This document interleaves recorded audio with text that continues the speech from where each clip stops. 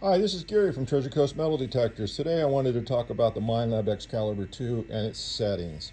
There seems to be a lot of different opinions out there on how to set this thing up in order to get the most out of the metal detector. So I'd like to tell you what I do and how I run my settings.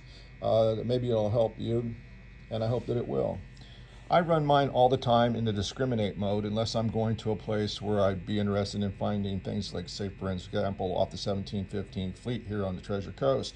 Then I would always hunt in the pinpoint mode. But other than that, I always hunt in the discriminate mode unless I'm looking for something in particular, or if I'm looking for a little bit more depth, I'll switch over to pinpoint. Let's talk about the on and off switch and the threshold. The threshold here, you'll turn this on. This is your on and off button, and you'll turn it up until you get just a small little hum, what I consider to be like a mosquito hum in your ear, and then that's where you'll leave your setting. The volume is usually set over at 3/4. Of course, you can adjust it back if you'd like to, but I have mine over at 3/4.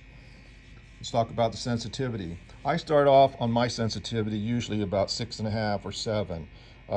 You should never take it below 6, and you should never run in the auto mode. The reason not using it in the auto mode is because you're letting the machine decide for you instead of deciding for yourself, plus the fact that you'll be probably losing about 30% of your power going into the ground by running it in the auto mode. You want to run this machine on a daily basis as hot as you can get it. You don't just want to just take a setting and go for it. I had a customer come in yesterday, was talking to me about his settings on the Excal and couldn't figure out why he wasn't getting anything, and he was running his over on 4.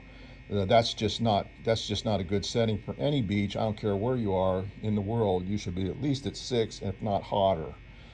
Let's talk about the discriminate mode. I never do set my discriminate mode other than 1. The reason for that is because I don't want to null out anything. I want everything that there is on the beach. I want to be able to hear everything that's on the beach that I can possibly get to and dig it. That's one of the reasons why I'm successful at what I do. There's one other thing that I'd like to talk about, and that's the coil wire going down from the control box all the way down.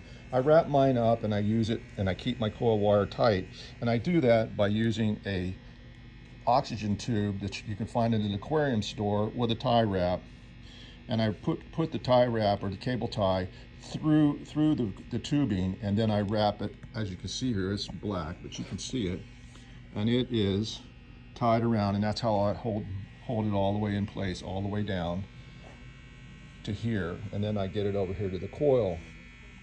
Now let's talk about the coil. The coil, you always want to keep it as close to the ground, and you also want to keep this coil cover as clean as possible.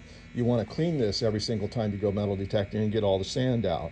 Sand builds up on the inside of the coil, and you want to separate that and take this off and wash it out with wet fresh water. And of course, you always want to wash your machine every time you use it with fresh water. So these are my settings. This is how I do it. I hope that this helps you. I totally disagree with running it in the auto mode. And run this thing as hot as you can get it. You want it to be, you want to be the boss of the machine. You don't want the machine to be the boss of you. I hope this helps you a little bit, and I hope that you have a great day and happy hunting out there. Best hobby ever created.